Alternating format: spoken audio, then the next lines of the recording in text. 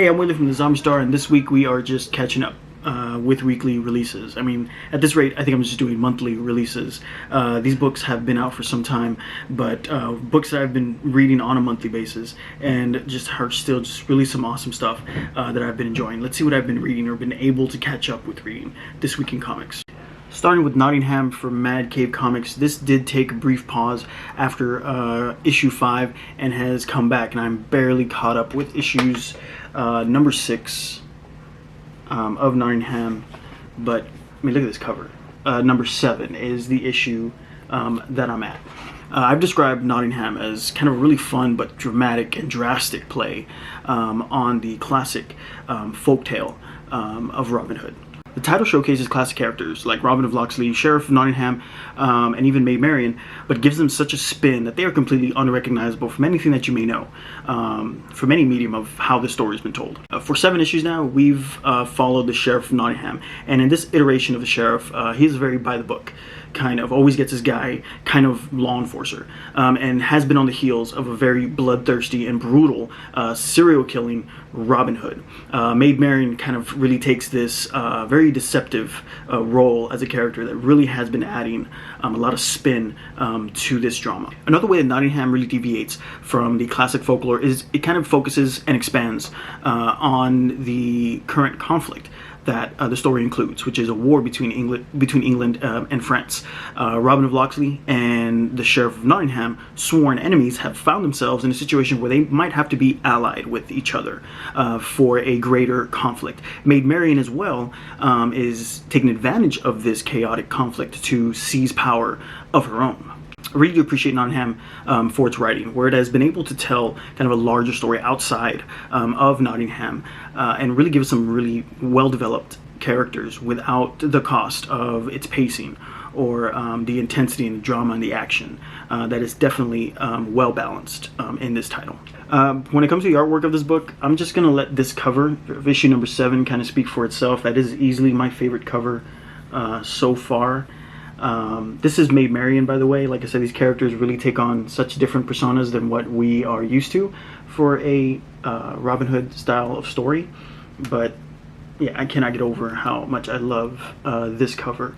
Would love to find a virgin variant, but was not able to pick up any variants for Nottingham. Artwork is the same style that they use inside the book and does not hold back. In the violence and in kind of the gore, very mature book in that regard, but also capturing the look of, you know, the year 1193. The look of the people, the environments are just really beautifully rendered in Nottingham, and I can just go on and on.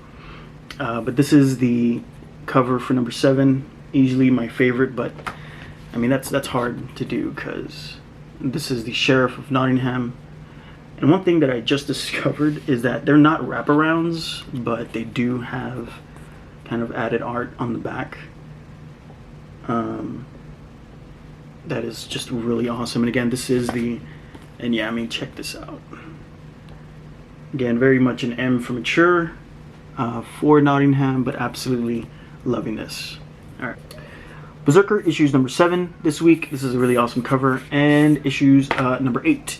Berserker follows main character who we now know is named Unute, and basically is a immortal god being exploited as a super soldier. Issues 7 and 8 have really taken a pause on the action and intensity that we're used to from earlier issues, as we have watched Unute complete some of the most deadliest and dangerous and morally questionable missions for the United States government. As the story is now focused on a more kind of humane look at the character Unute and his really extravagant journey through humanity's timeline.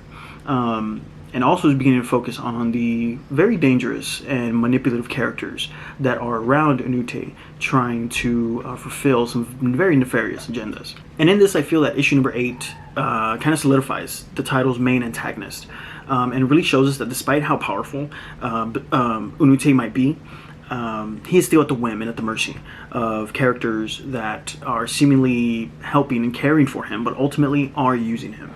artwork has been really good and really consistent at giving us the really vibrant world of Berserker, really delivering that intense action that really the first issues brought us, but it really is doing just as good of a job as giving us the more dramatic turn for this story. And in place of vibrant explosions and kind of chaotic battles, we're getting a more human look of Anute, the kind of techie and the science side of what the people around him are trying to study.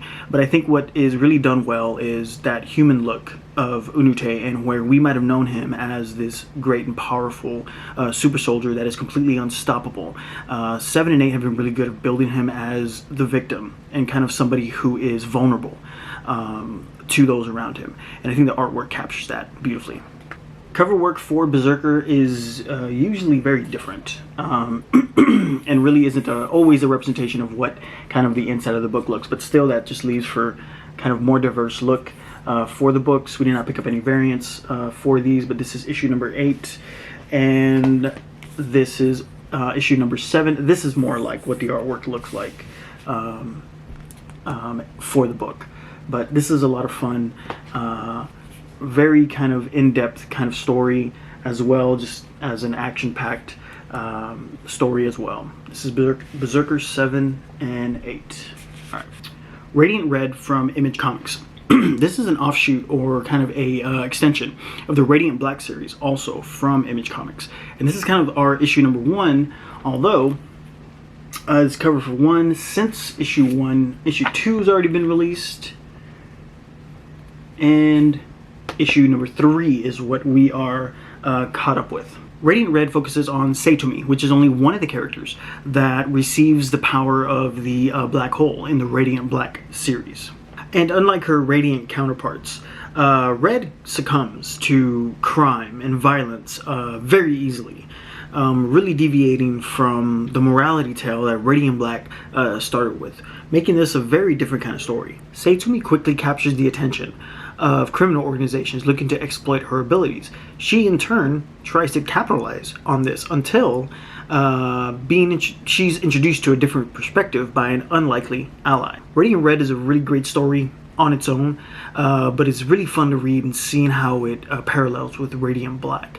Having a lot of fun reading this. I'm really excited to see how this is going to expand further, given that the other Radiants that were introduced in Radiant Black. Radiant Red is illustrated by David LaFuente, and takes a very different approach than Radiant Black. Definitely more stylized, definitely more animated, but still captures the vibrance and the color that is appropriate for any Radiant in this universe, and is still able to create beautiful environments, really extravagant exchanges between characters, some really great moments that really fit the Radiant universe. Really excited to see how this is going to grow, given how there are so many different artists and writers involved with it.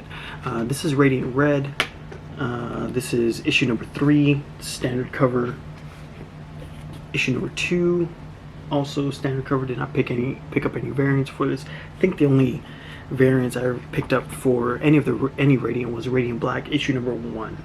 But this is a lot of fun to read, and really, really cool. And that's all we have for this week in comics.